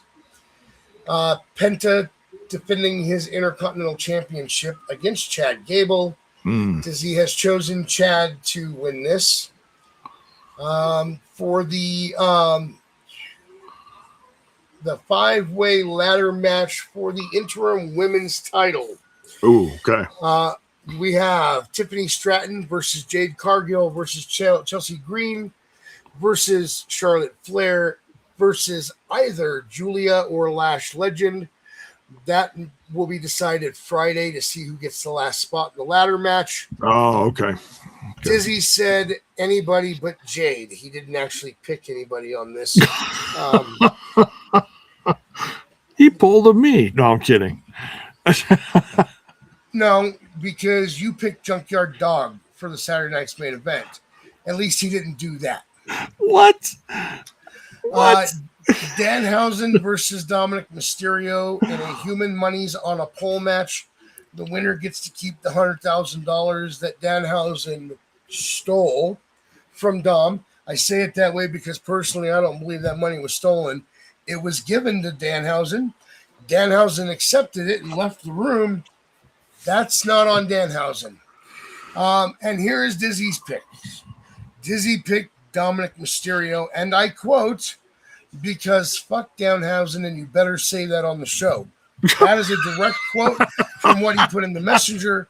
That is not a reflection on my opinion of Danhausen, because I am a huge fan of Danhausen. Dizzy is not. Dizzy's opinion does not reflect the rest of the contents of this show. No, I'm kidding. Correct. Sammy versus Finn Balor in a number 1 contendership for the undisputed WWE Championship. Ooh. Dizzy has chosen Finn Balor.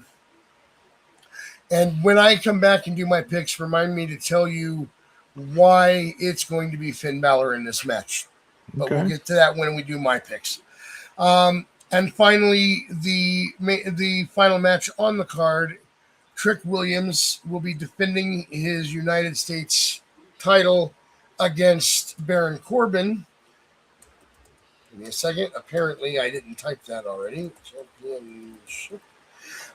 Dizzy has picked Trick Williams and said this will be the match of the night on night 2. Oh, so, wow. Yeah, that's Dizzy's picks right there. That's going to bring us back to the top of the list. And Jaybone, You're up, and remember, Junkyard Dog is not on this card. Neither is Fabulous Moolah.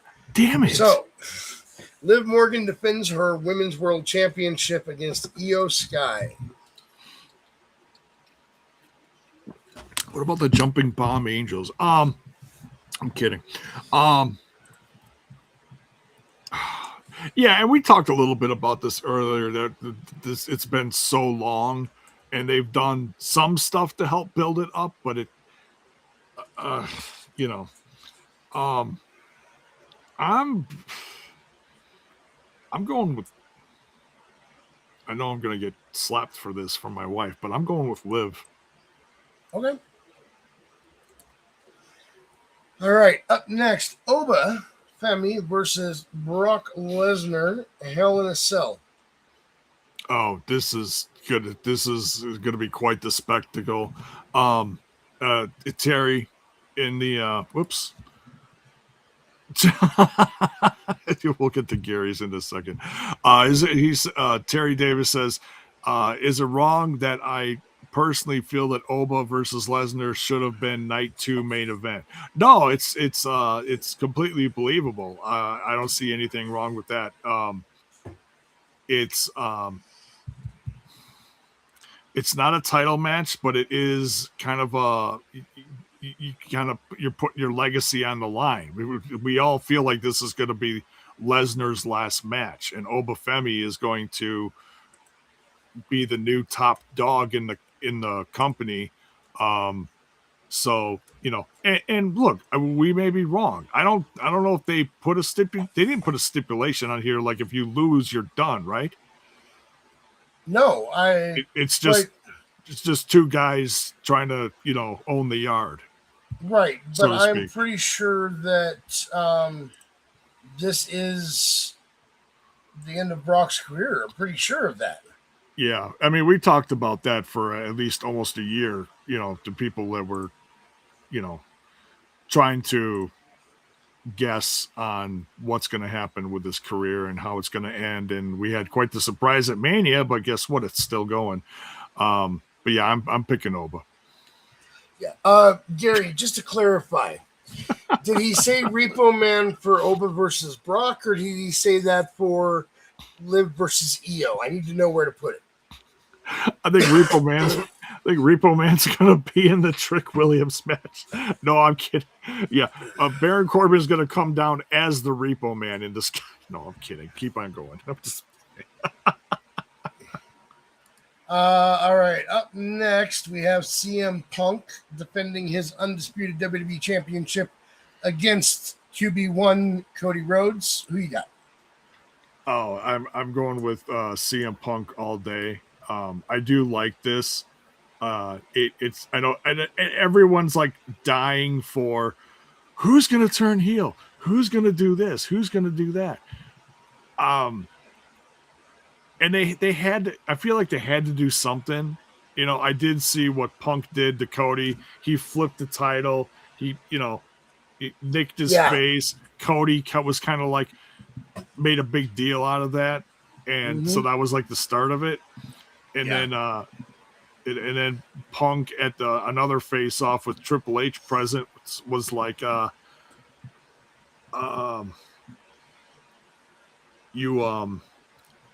know, I'm sorry for that. This one's on purpose, and he pie-faced him. I'm like, that's typical Punk, and that's not even necessarily a heel move. That's just Punk being a smart ass because he knows he can get away with it.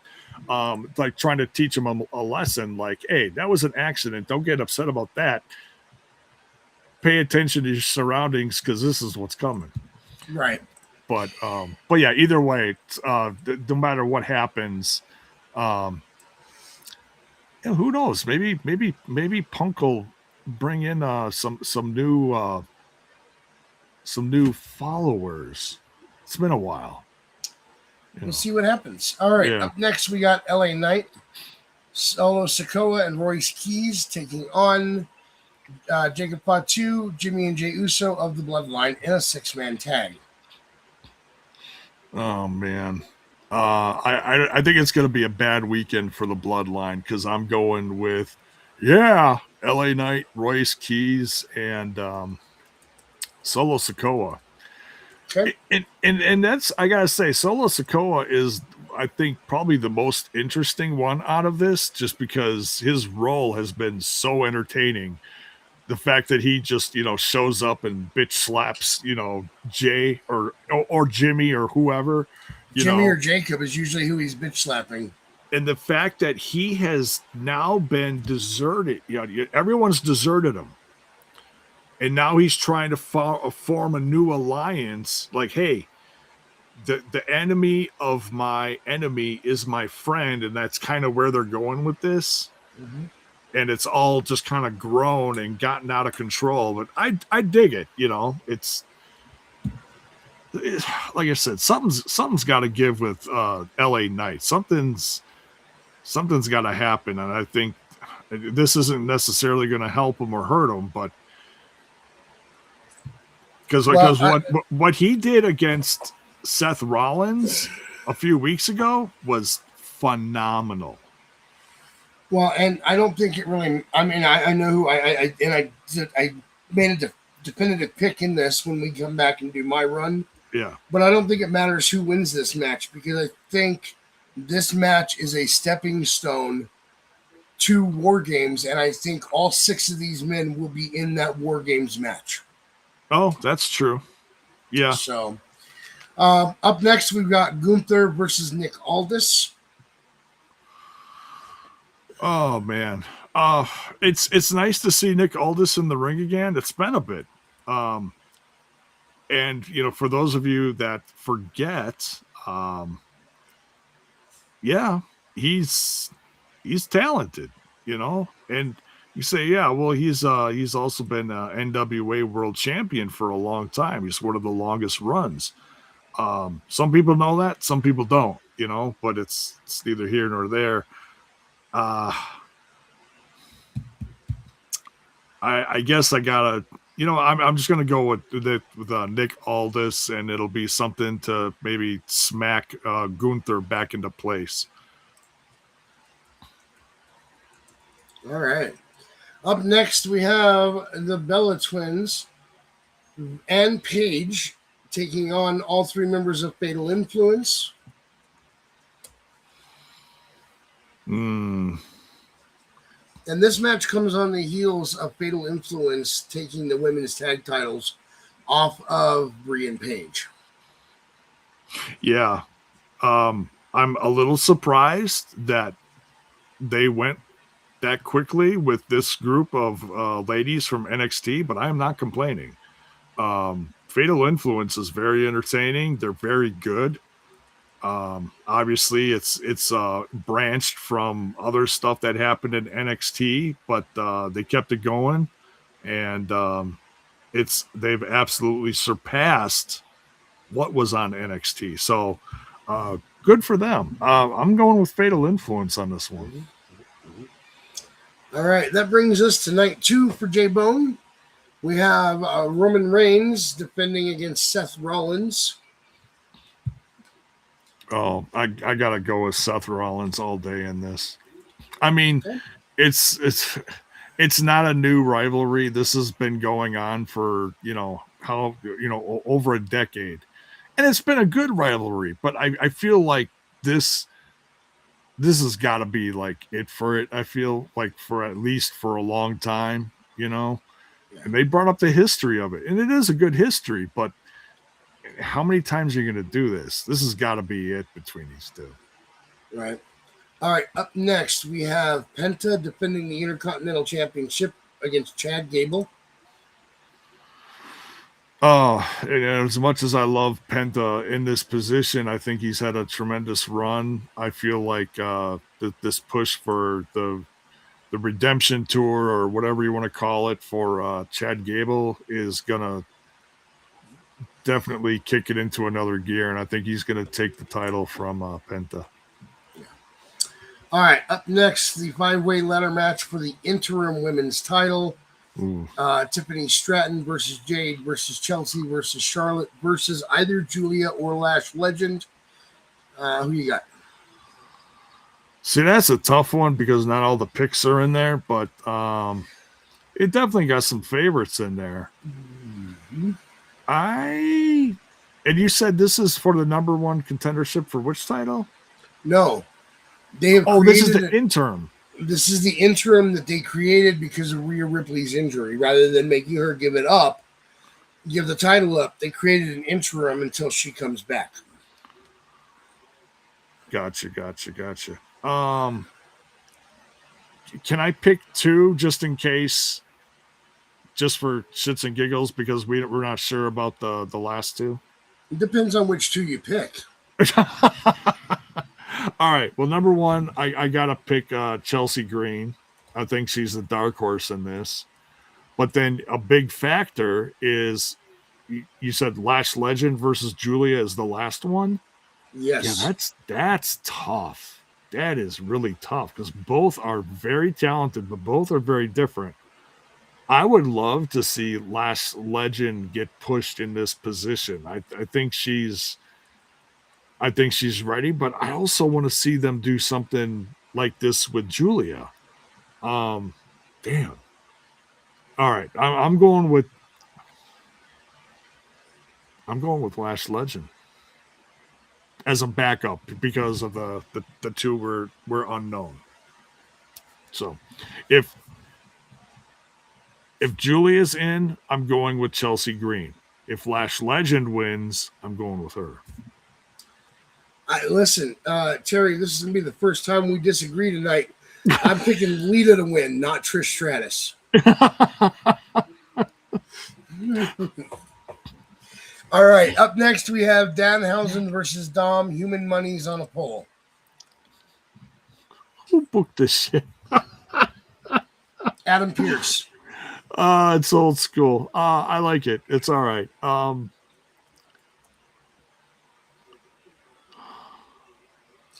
don't think Danhausen's going to win them all. I think Dominic Mysterio is going to take this one.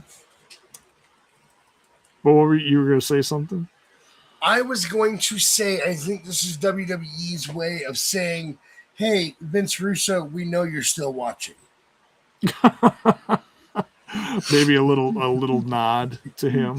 Yes. And honestly, I think it's more out of respect than anything because he's kind of polarizing. You can love him or hate him. I appreciate Russo. I don't agree with him in all the stuff he talks about lately, but I appreciate him. So. All right. Up next, we have Sami Zayn versus Finn Balor. This is a number one contendership for the undisputed WWE Championship. I'm sorry. I got lost in the sauce with Jackie Moore from Gary Rossetti here. Please repeat that. I'm sorry. This one is Sami Zayn versus Finn Balor. Number one contendership for the undisputed WWE Championship. Oh, Finn Balor all day. That's another one that has been scratching and clawing since he won that first title and had to hand it back the next day. And I'm like, Sammy's had his shot, and granted it was short-lived. I'm sure he's going to have another one because he's on a roll lately. We're seeing the best of Sammy right now. But to have Finn Balor's in the best shape of his freaking career. Can we have the Demon come out and face Sammy and Sammy just like piss himself in the ring? I think that'd be great. I wish the Demon was around a little more often, but all right. Up next, we have Trick Williams versus Baron Corbin for the United States Championship. Oh man, I gotta go with Trick. I appreciate the fact that they brought back Baron Corbin and then they're really pushing him as this like big, tough guy. Tough guy. Oh, I had to. Sorry. Actually, the hacksaw thing fits with what we were just talking about over here. Yeah. Because I said Lita, and Terry responded about Lita, and then you held up the ho. Yeah. Anyway, that brings us to Baron's picks. Anybody who is a regular watching our show knows that Baron is a huge fan of Liv Morgan. So when he made his picks, I quote him directly, And he said, sadly, EO. Okay. Up next, Oba versus... Poor went out for live, in other words? I don't know. Yeah. Up next, we have Oba versus Brock Hell in a Cell, and Baron said, Oba fucking Femi. Up next, we had CM Punk versus Cody Rhodes, undisputed WWE Championship, and Baron said, Punk or we riot, get out of here with the road shit. Again, I'm quoting him. This no way reflects my views on any of these people, although I do agree with the Oba fucking Femi, just for the record. Up next, LA Knight, Solo Sikoa, Royce Keys taking on the Bloodline, Jacob Fatu, Jimmy and Jay Uso in a 6-man tag.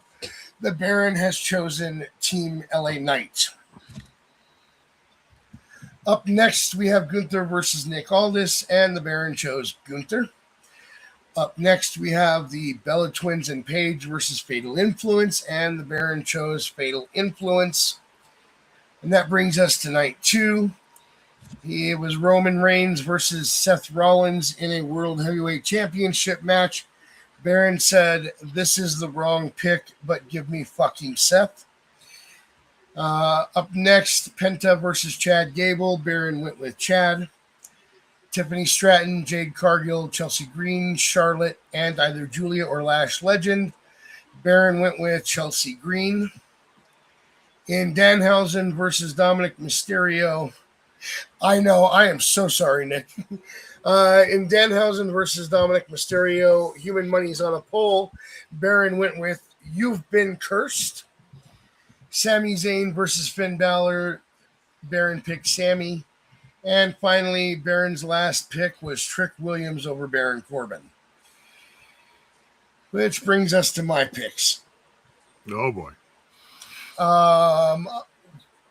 Liv Morgan versus EO. Unfortunately, the way they have built this story, I think you have to put the belt on EO this weekend. So I picked EO for the win. Okay. Up next, we have Oba versus Brock. I agree with the way Baron phrased this. It's Oba fucking Femi.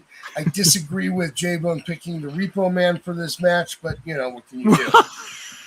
Up next, CM Punk versus Cody Rhodes for the undisputed WWE Championship.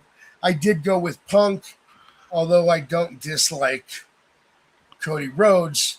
But I do agree with what Terry said a few minutes ago. We either get heel Punk or we get Codelander. I think that's the only way out of this match. One of the two things happens. I like that, the Codelander. Yeah. Right? Yeah. Up next, the LA Knight, Solo Sikoa, Royce Keys versus Bloodline match. Despite the fact that I don't think it matters who wins this, I went with the Bloodline. Gunther versus Nick Aldis. I did go with Gunther. Don't get me wrong, Nick Aldis is very talented. I think Nick Aldis could stand one hell of a chance in this match. But I think that the fact that he's been a GM is going to play in how they book this. And I think Gunther goes over. Okay. Up next, you have the Bella Twins. And one thing. I just want to quick iterate something. You know, they say that for this match that Nick Aldis is relinquishing, I didn't have a stroke there, I can say it, relinquishing all of his authority as GM for this match. Does that mean he'll get it back after this match, win or lose? That's what I'm kind of wondering. I'm like, Are they switching this now, or what? Where are they going with this? What do you think? I'm just curious. So, in my personal opinion, the fact that he is relinquishing his power, and we've seen this before. We've seen GMs that are signed as GMs on the contract, and they have to drop their GM contract and sign a wrestling contract. Right. So if he has to relinquish and sign a wrestling contract to do this match, it depends on if they want to re-sign him to a GM contract after this match. Honestly, I think that if he drops the GM and does the wrestler for this match, I think they should keep it that way and find someone to replace him as GM and make him an active wrestler on the roster. That's my opinion. That doesn't mean that's what they're going to do. That's just my opinion of how they do it. No, I kind of do it. I do kind of agree with that, because if Gunther does beat him, how do you go back to being a GM and have that kind of humiliation and try to be a boss? There is something wrong with that. You know what I mean? How do you ever boss that person again? Right. Not to mention the rest of the roster. Specifically Gunther. How is he the boss of Gunther ever again if Gunther knows he owns him? Yeah. Up next, the Bella Twins and Paige versus Fatal Influence. I obviously went with Fatal Influence because you're goddamn right I did. Up next, we have Roman. We start night 2, Roman versus Seth for the World Heavyweight Championship. They have built this story, even though the win-loss record is there to show that Roman does have wins. I agree with that too, Terry. The way they have built the Roman versus Seth story, it's that Roman has not actually won a significant match against Seth in a one-on-one. And so I think that because of the way they're building this, you have to have Roman win this. You have put all this stock into how Roman has never done this in a singles match with Seth. Roman has to win. I'm sorry. That's just the way it has to be. Honestly, I agree with you. I agree. I know I picked Seth, but I totally agree with you. Yeah. Yeah. I mean, the way you built it, you have to have the follow through. Yeah. So, did you want to change your pick before I move on? Yeah, change mine to Roman. All right. Up next, Penta versus Chad Gable. And like everybody else, I chose El Grande. Oh, sorry, that's the wrong guy. I chose Chad Gable to win this. The original El Grande American. Yes. This next match, I did something similar to what Jaybone attempted to do, but I did it the right way. And here's the thing. My pick to win this is not guaranteed to be in this match. We won't know until Friday night. Okay.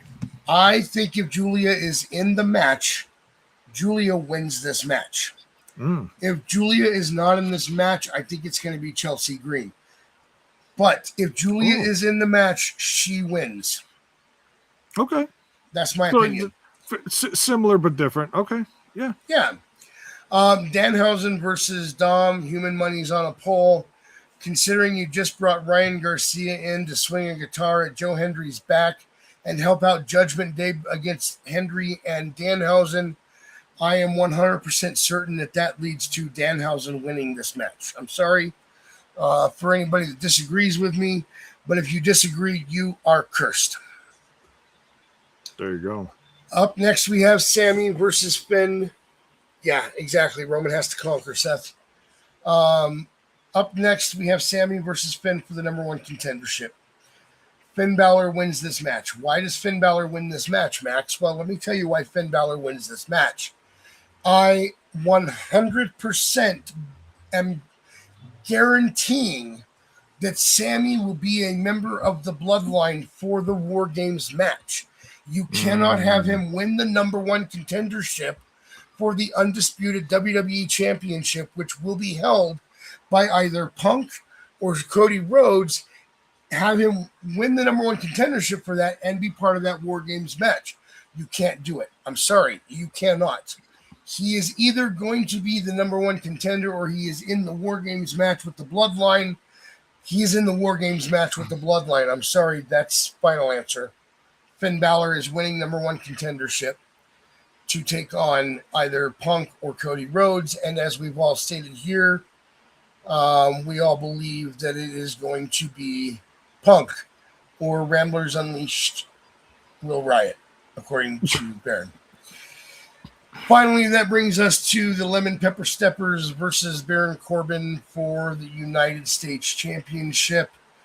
I think we all agreed that Trick Williams is winning this, but that's because at the end of the day, I could not bring myself to pick Corbin. Now, I will say this. I don't believe that they're going to adjust this because of what we heard in the article about why Carmelo Hayes is not in the match to begin with. If they adjust this and do the right thing and put Carmelo into this match, I think Carmelo will win the title back, but I don't think they're going to put him in. I think this stays Trick versus Corbin, and Trick Williams retains. Okay. So, I mean, we're going to have, I don't know what the hell the stadium called. We'll just call it Minnesota Vikings Stadium. We're going to have Minnesota Vikings Stadium chanting, tens of thousands of people chanting, whoop that Trick. I mean, it doesn't get better than that. It's called the U.S. Bank Stadium, just in case you're wondering, Jaybone. Okay. Thank you. Yeah. And I don't know if that's what's going to be happening, because I truly think that the fans will be crying Sunday after Oba beats Brock on Saturday. You think they're going to just cry straight for? Oh yeah, I think it's good. Yeah, 48 hours. Yeah, definitely. I think you're going to cry straight through until NXT on Tuesday starts. They're going to be like, "Oh wait, what were we crying about again?" Oh, this is interesting. I mean, it's a ways down the road, but you can always do this. Terry Davis says save Trick and Mello for WrestleMania. I'm fine with that. I would love that if I believed for a second WWE would pull the trigger on doing that match at Mania. I don't think they're going to. I think they should, but I don't think it's happening. I'm going to say that the rivalry between Trick and Carmelo can eventually become as big as something and as fun, possibly, as a Kevin Owens, Sami Zayn rivalry. Now, I know that's saying a lot, because that is one of the best wrestling rivalries in all of wrestling history. But I'm just saying it's got the potential. So you don't have to convince me. That's the problem. I'm on board with this. I love this idea. Yeah. I am not one of the bookers at WWE. I am not on the creative team at WWE. I am not an AI. Oh, wait, sorry. That's the problem is they don't listen to me. They don't listen to you. They barely listen to the fans as a whole. And while Trick versus Mello would be a great match on any card, it would shine on WrestleMania. It would shine on SummerSlam. They're not listening to us. And at the end of the day, that's Are you saying they don't? Are you saying they don't watch our show? Oh no, I know they don't watch our show, because if they watched our show, I would have gotten a cease and desist a long time ago for some of the things I say. That's how I also know that Tony Khan does not watch our show. True. So, all right, guys, I want to thank all of you that showed up tonight. I mean, I haven't had this much fun with the chat in a long time. So thank you guys. I appreciate every single one of you. Thank you. So does Jaybone. He's up past his bedtime. He's old though. So yeah. Are we still doing the sticker thing? Oh, absolutely. Yeah. You want to tell them about it? Yes. If you sub this channel and follow the Instagram in the description of the video, yes, we have. Excuse me. We have a new Instagram, and if you prove it and send a DM to the Instagram saying, "Hey, I am subbed to YouTube and I follow you guys. I am interested in," where did I put them? Here we go. We will send you, if you are interested in getting stuff like stickers as a little treat, as a thank you from us. No, we're not trying to buy your sub. It's something that we're doing for our fans. We can't do a lot. We're not out there to buy your sub. We are out there to buy your love. Yes, absolutely. Yes. Yeah, we are whores that way. Yes, absolutely. But yeah, if you like this kind of stuff, if you like getting stickers in the mail from one of your favorite podcasts, hit us up on the Instagram, and we will absolutely, give us your Yes, of course, it involves giving us your address or P.O. box, whatever you have. I don't know what people have these days. Everyone's different. Everybody lives in different places. It could be a cardboard box. I'm kidding. But yeah, send us We your don't address judge. if you're interested. What's that? We won't judge if it is. No, no. Could be a treehouse. We don't care. Give us your address. We'll send you a sticker because we love you and we appreciate you. And there you go. Yeah. Before we close this out and we tell you how to reach us, if you guys want to communicate with us outside of the show, we have down in the description down below, we have a Discord. Feel free to go click that link, join our Discord. We don't post in there as much as we probably should, but I do interact with you guys, and feel free to join that Discord and we'll talk. I'm on Discord a lot, just not always in ours. But yeah, come join us there.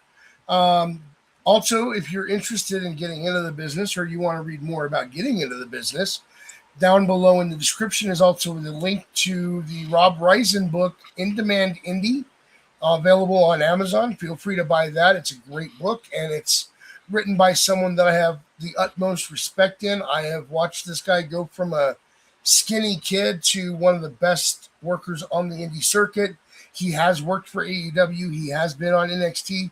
Great guy. If you don't know who he is, go check him out. Jaybone, what's that other link that's right there up near the top? It says something about merch. Oh, yes. We have a merch page, a brand new merch page. Hang on one second. Sorry, I clicked on the wrong tab. But yes, we have a new merch store. You know what? The link is incomplete. I have to fix that. Hang on. Damn it. It's a live show, guys. Anything can happen. Just Absolutely. I got to go to an older. But anyways, we do have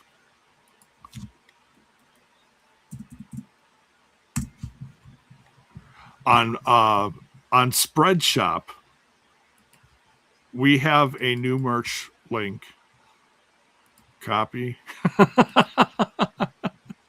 We're live, folks. Copying and pasting. That's one thing I always got to make sure. Okay, if you refresh the page, and no, that's not just to get another view, the link is complete. Shop our merch store. There is only one logo in there right now, and it is the logo that's on the sticker, or the one that's above Max's head there on the cover. Ramblers Unleashed.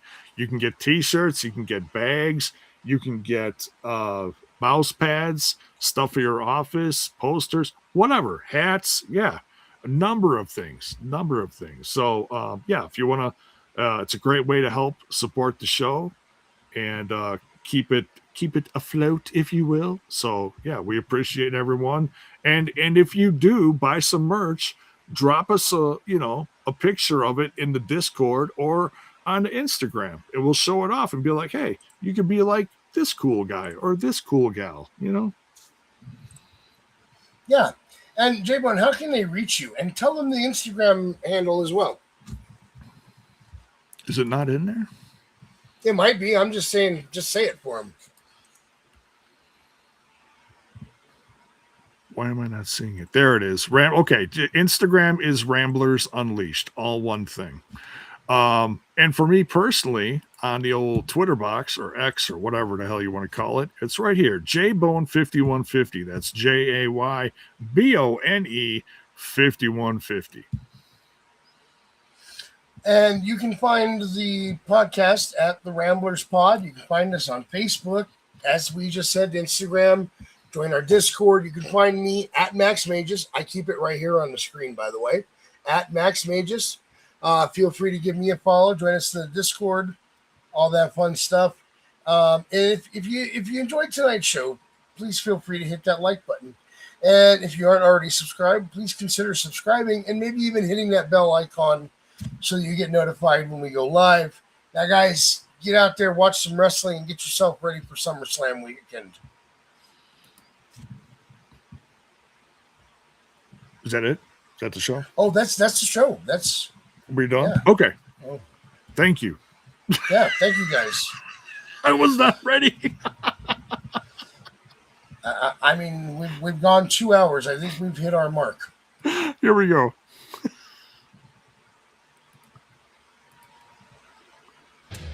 Thanks for tuning in to Ramblers Unleashed. Follow the show on social media, subscribe to our YouTube channel, and click the bell icon for notifications of upcoming episodes. You know, Dizzy and Baron always have that start right on time.